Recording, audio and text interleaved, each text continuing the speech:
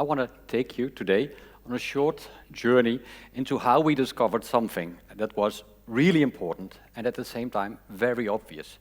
Actually, I think we should have known this already, especially because we, my colleague Kirsten van der Bos and me, we are soundscape researchers. We research how the sonic environment influences us and how environments in general influences us.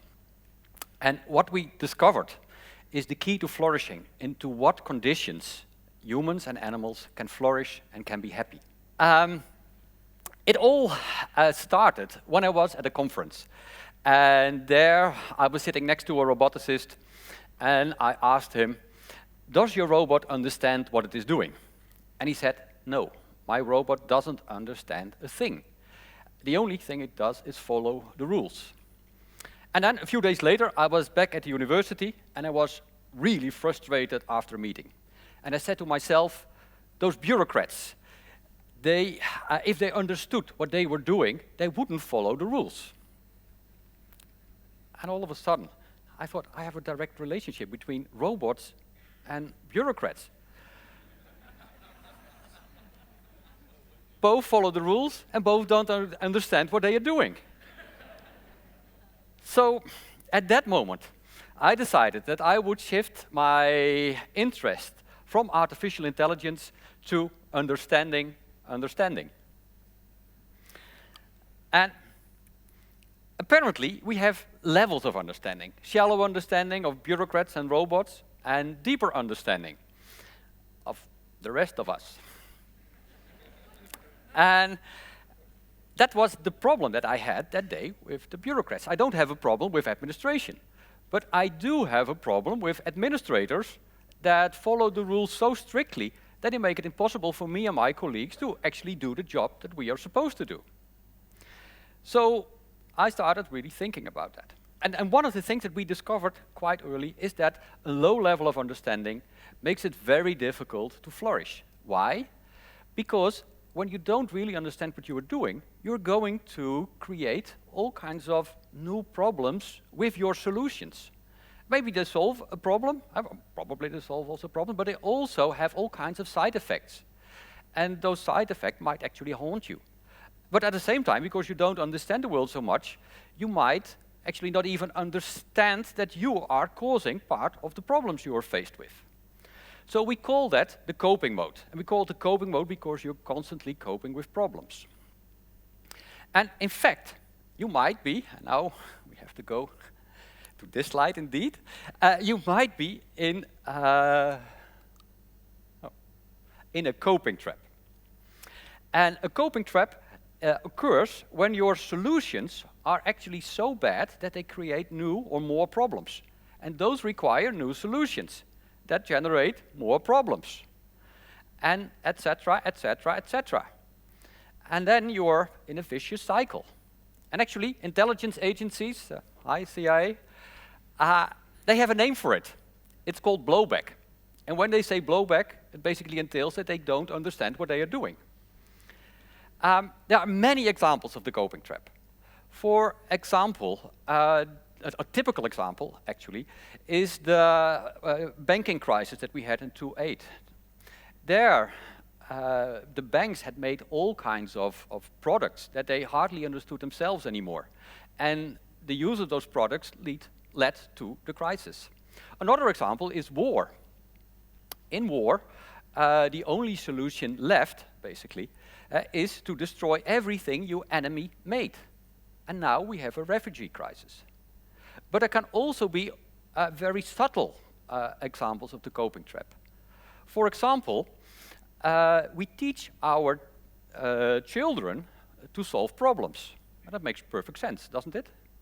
But we don't teach them to avoid problems or to flourish. In order to do that, you need deep understanding. So what is deep understanding?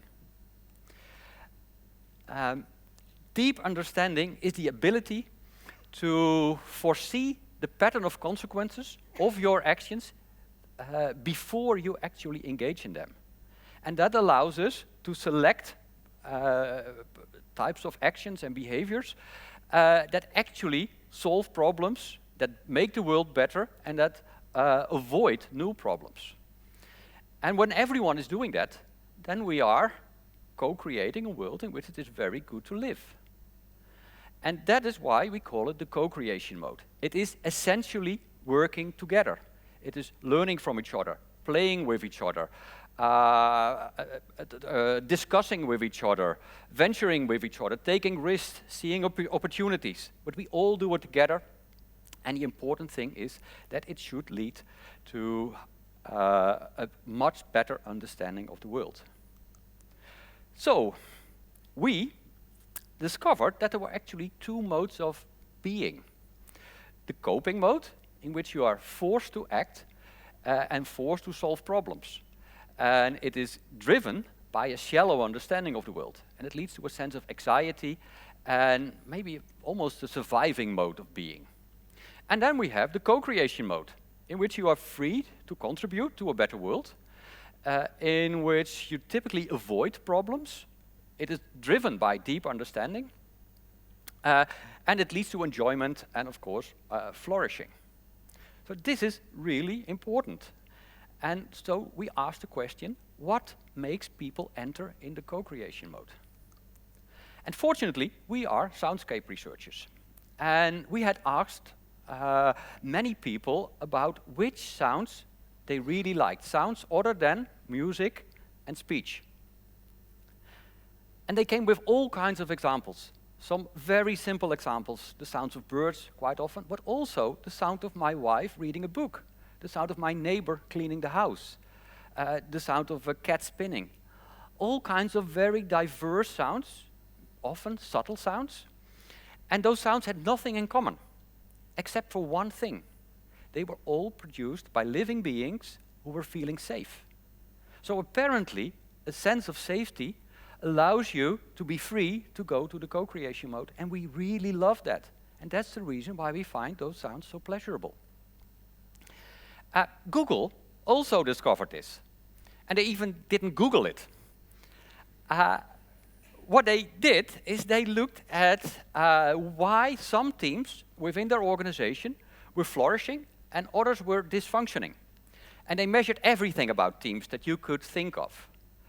And nothing really explained why the teams were flourishing or dwindling, except for one thing that they discovered quite late, and that was psychological safety. When people feel really safe, they are going they stop being preoccupied by their own selfish interest, and they start to be really interested in the other, really interested in the understanding of other people, of the wisdom of other people, of the knowledge of other people, and they start to pool the knowledge, and they stop being preoccupied by problems, and they start being interested in opportunities. And that leads eventually to very good plans that represent wisdom. And that leads to a better company, much better teams, better individuals, better society. So, what the key then to flourishing? Wonderful. The key to flourishing is allowing others to flourish by making them feel safe. Because if you do, they start co-creating a world in which you can flourish as well. And that's my message.